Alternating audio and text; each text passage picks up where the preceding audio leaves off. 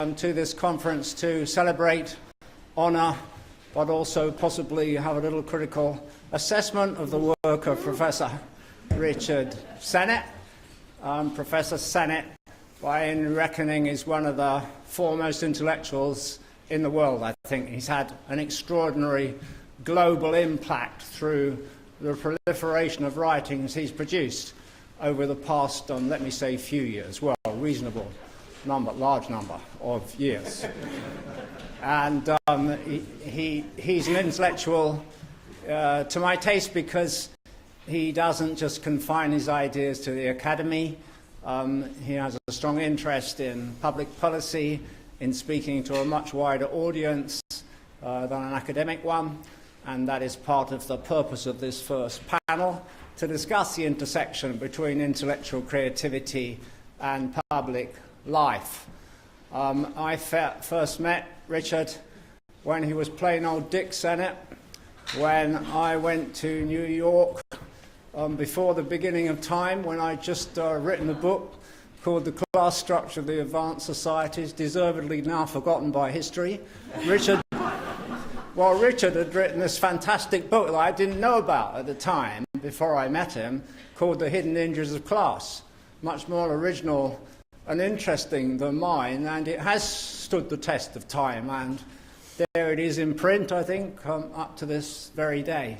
I gave this speech at NYU, and this, you won't believe this now to look at him, but this very shaggy-looking person with the hair sort of sticking out all over the place came up to me and started spraying all these names around, saying he knew Susan Sontag and so on and so on. I said, go on, you don't know Susan Sontag.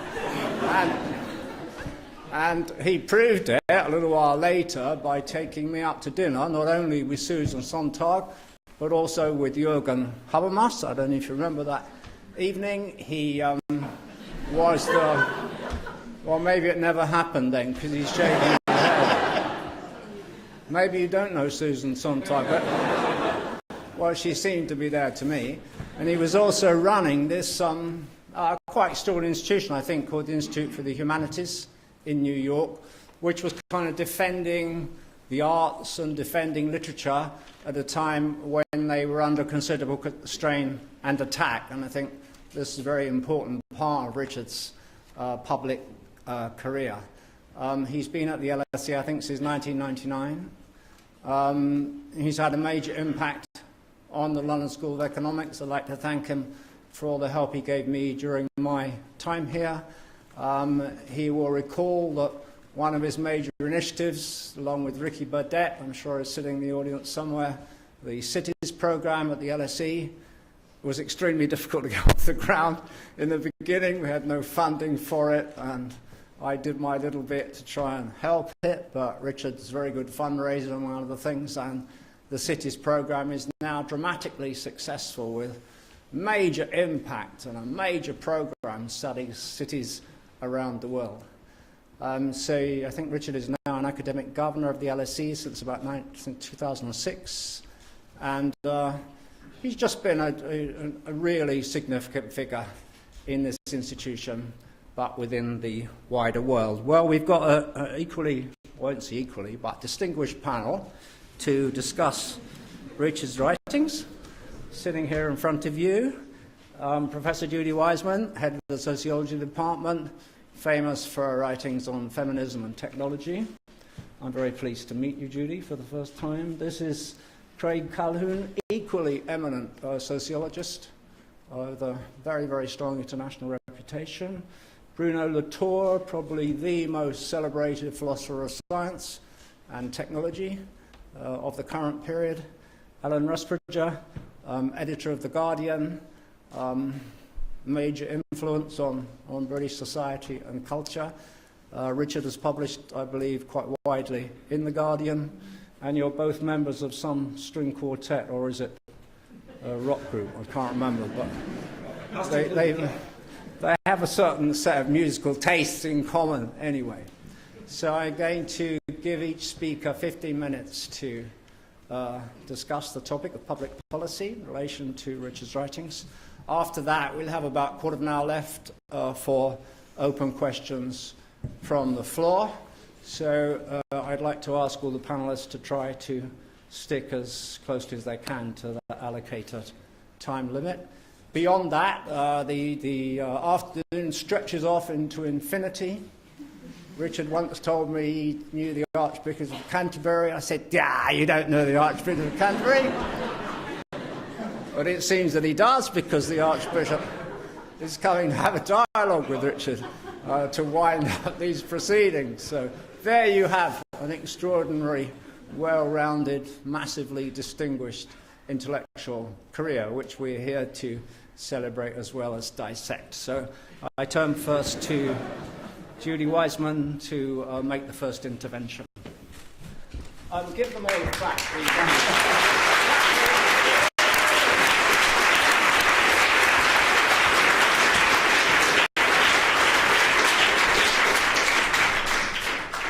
Thanks very much, Tony. I must say it gives me great pleasure to open up this panel discussing Richard's work. He's been a source of inspiration to me throughout my entire career as a sociologist of economic life. One of the central tenets of sociology is that people's work experience and how they understand it are essential in producing their self-identity, that work provides status, dignity, and the opportunity for personal development. And no one has explored these issues with more creativity and compassion than Richard Sennett.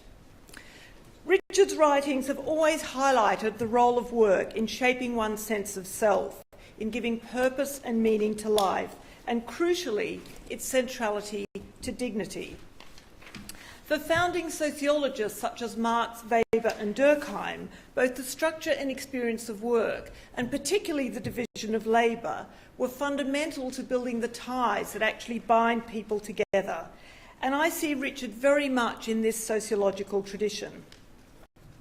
In fact, rereading the three books that I want to talk about briefly in my few minutes today, The Hidden Injuries of Class, The Corrosion of Character and The Craftsman, I was very conscious of Marx's concept of alienation and Durkheim's writings of anomie echoing through these texts.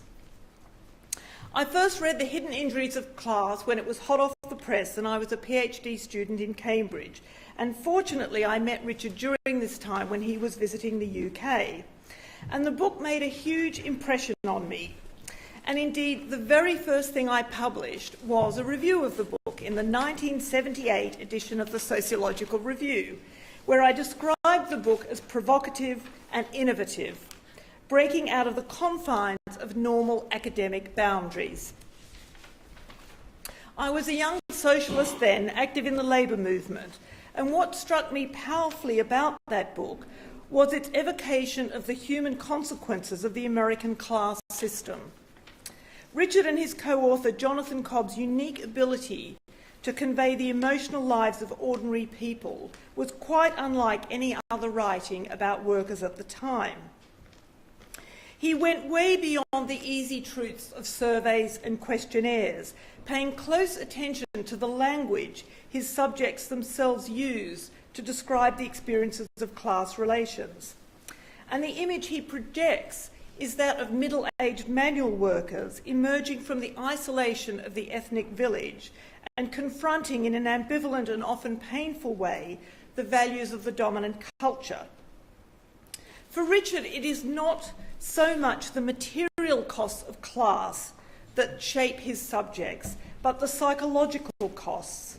Class is a factor that conditions their most intimate lives, and their sense of loss and personal failure, their search for dignity, is what he renders so sensitively. The only comparable book at that time was by Studs Terkel, and I notice it came out the same year, actually. Studs Terkel's famous book where he was interviewing workers as well and presenting their own authentic voices. But Richard went much further than this in combining this fine-tuned listening with a sociological analysis. That is, he's not only portraying workers' feelings, but also allowing us to understand why their dreams take the form they do, such as the common desire to set up their own business. As a child of migrant parents who'd witnessed the hard graft involved in self-employment, I'd always found this dream perplexing. But Richard's analysis of these manual workers powerfully evokes the painful, destructive effects that the internalisation of class has on their self-respect. That book was published in 1971, and the form of industrial capitalism that Richard was describing then is hard to recall. The intervening decades have seen the demise of working class solidarity and the expansion of services, the globalisation of production, lots of changes, and indeed it's often claimed now that people are less concerned about, interested in or committed to work, that work is now purely an instrumental activity and that people are working simply in order to consume, that consumption is now the basis of identity. Now, I do not subscribe to this view, and neither, I'm happy to say, does Richard. Undaunted by the hype about our consumer society, he again placed work as the core of identity with his brilliant portrayal of the personal consequences of the new capitalism in The Corrosion of Character.